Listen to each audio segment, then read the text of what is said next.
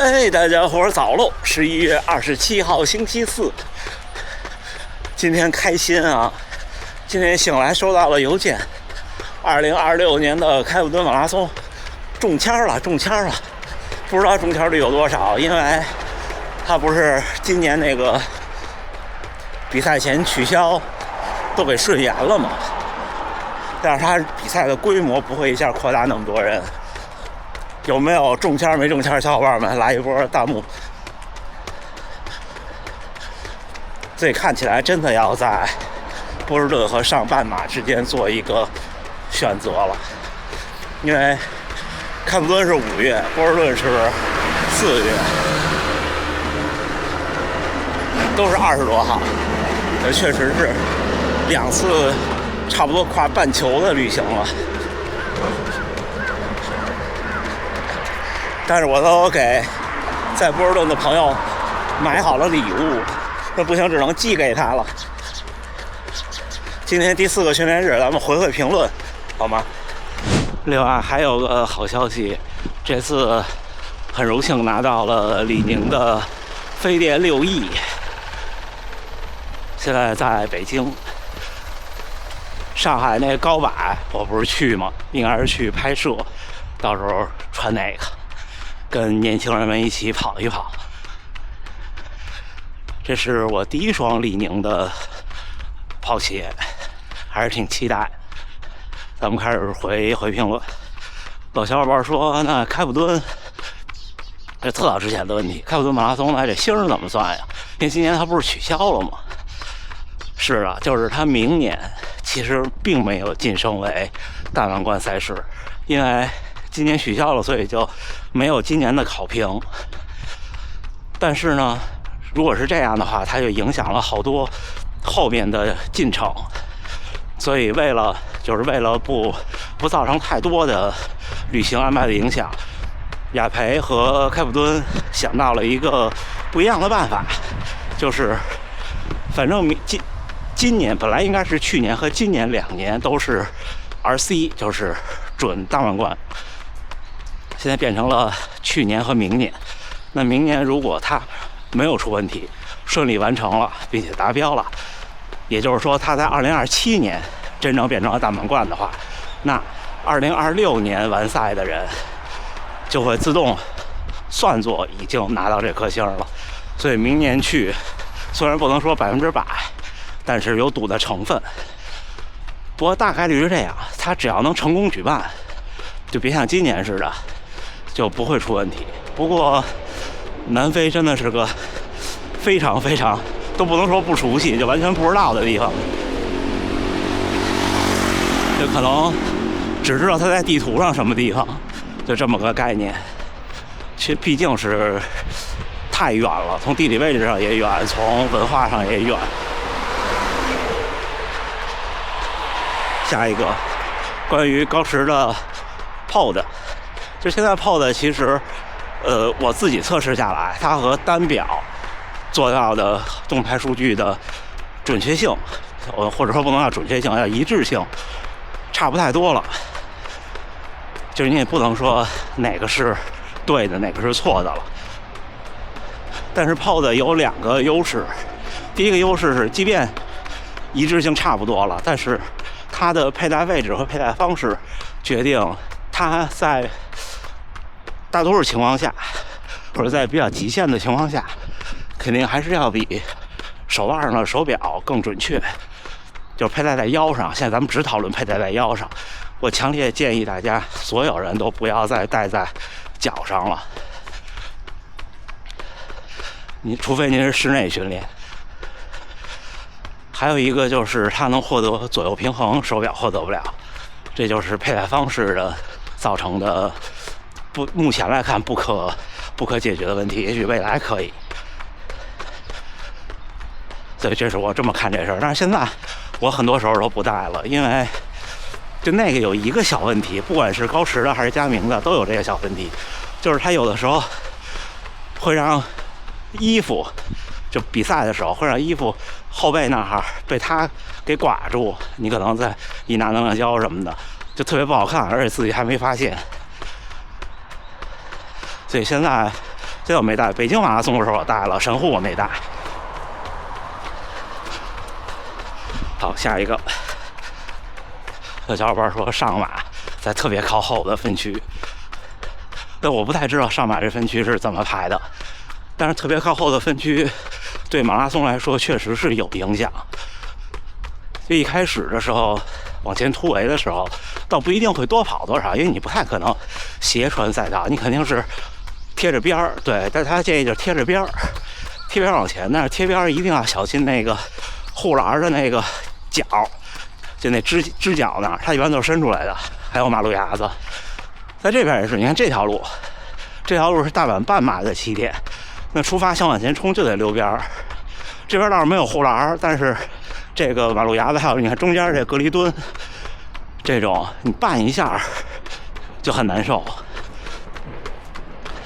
有小伙伴担心说一开始会不会浪费太多体力，我觉得不会，因为比赛刚开始的时候你多突围那2下加减速什么的影响不大，因为那时候你还有劲儿了。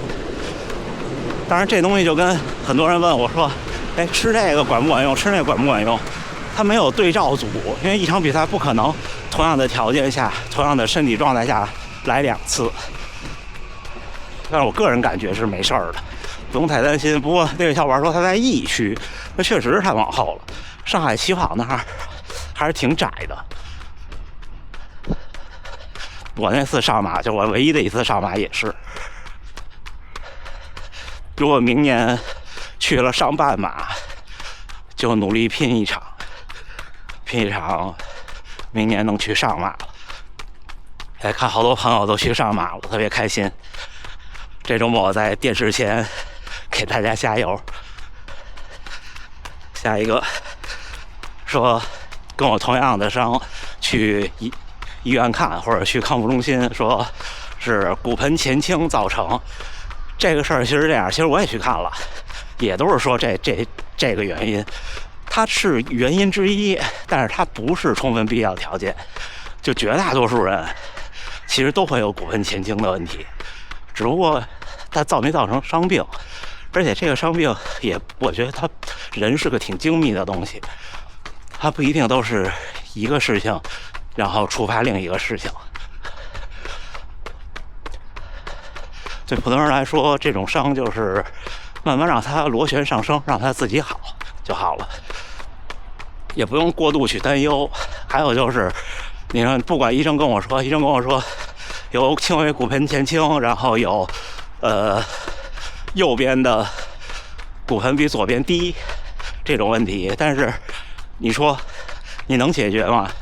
其实100%应该解决不了，除非是小朋友。我都40多了，这不可能再让他正过来了，对不对？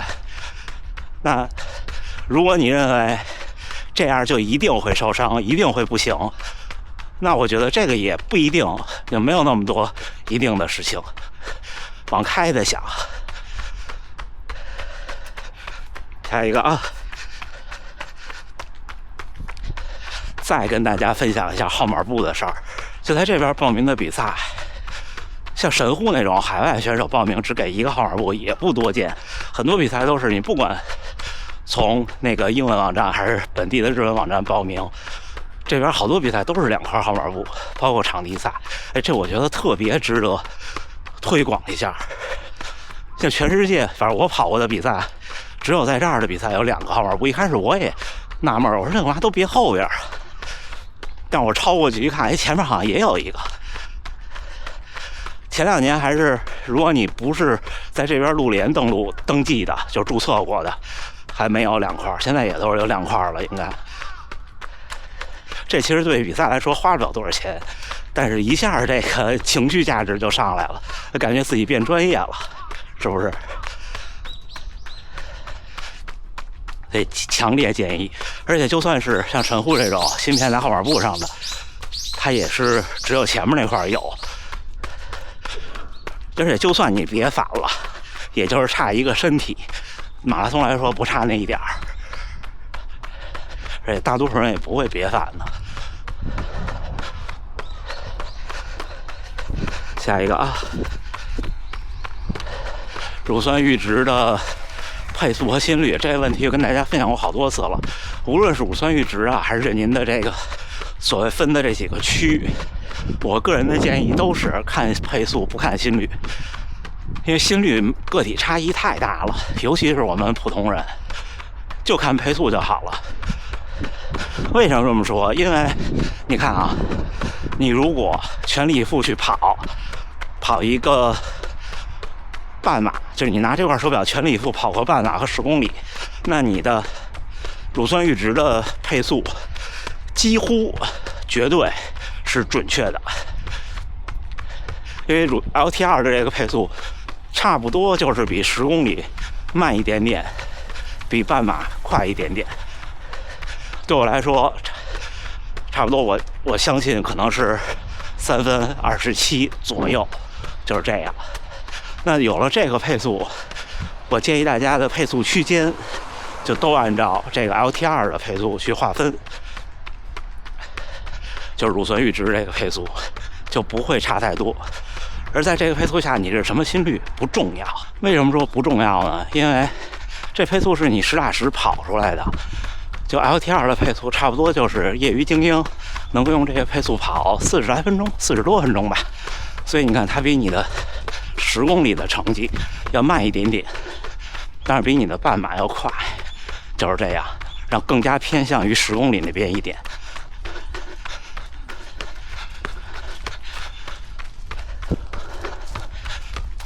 所以按照这个来，这是你实际的能力，而心率那些东西是个缥缈的东西，真心话。然后下一个再跟大家分享我的拍摄设备，像你们现在看到的画面是影石的 Go Ultra 用的夜景模式，因为光线确实特别暗，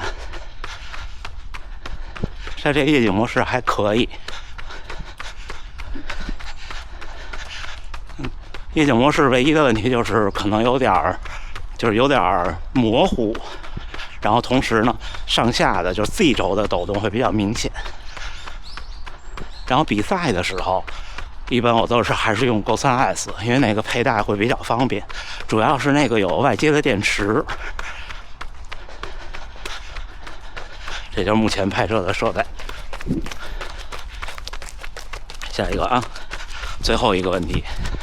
说建不建议比赛的时候，因为人太多，跳过前面几个水站，自己带水袋，喝完了就扔？我不建议，就是那个水袋的负载、重量，还有佩戴方式，都会影响你比赛。进水站人多，进水站也是马拉松的一部分。就还是那种喜欢什么事情迎难而上或者迎头而上的性格，而且我觉得马拉松不就是培养我们这种性格吗？就不用想那么多，你就上，你就正常取水，无非就是几秒钟，这次5秒，下次可能是3秒就好了。那水袋的话真的是挺麻烦的。行吧，我准备的评论就都回完了。再次感慨一下，我没想到能中，因为当时觉得放出来抽签的名额应该不会太多的，挺开心的。嘿，小伙伴们，11月27号星期四，第4个训练日，训练结束就跑了14公里轻松跑，平均配速5分04，跑了1个小时11分钟。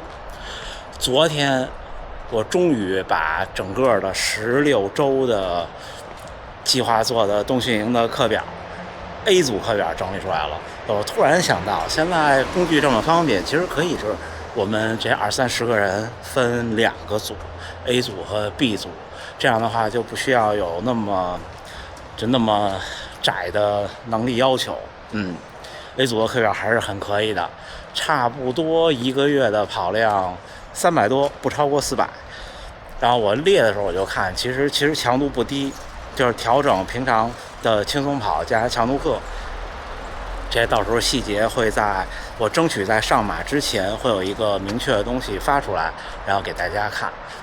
昨天家属问我说：“你这个科学吗？”我说：“还行吧。”我说：“虽然可能没有我现在跑得多，但是如果每一堂我安排的强度训练和平常的有氧跑，我都能做到的话，也许我能进步。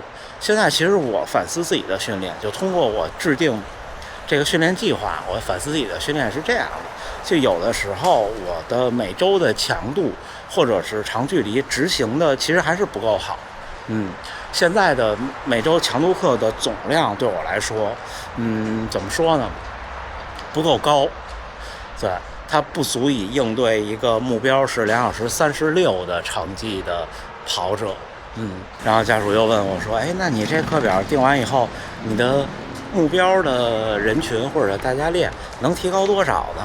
我说：“这个其实不太好承诺，我只能说练了以后会进步，如果都能执行下来。”然后他又问我说：“你这个目标人群是什么成绩呢 ？A 组？”我说：“差不多3个半小时以内。”这是我的感觉啊，我的感觉。而且这个反正我用了佳明，用了高驰2个系统，我现在在做，大家主要号在当学员测试。我觉得挺好使的，而且还能动态的调整和修改。行吧，今天第4个训练日了，明天休息，明天周5，然后周6又是平田先生的早训练，又是一个配速跑。伤处意外的开始好转，这事儿就是这样，你一拿当回事儿，你没事一琢磨它就开始好得快了。但是一定不能得意忘形，自己加油吧。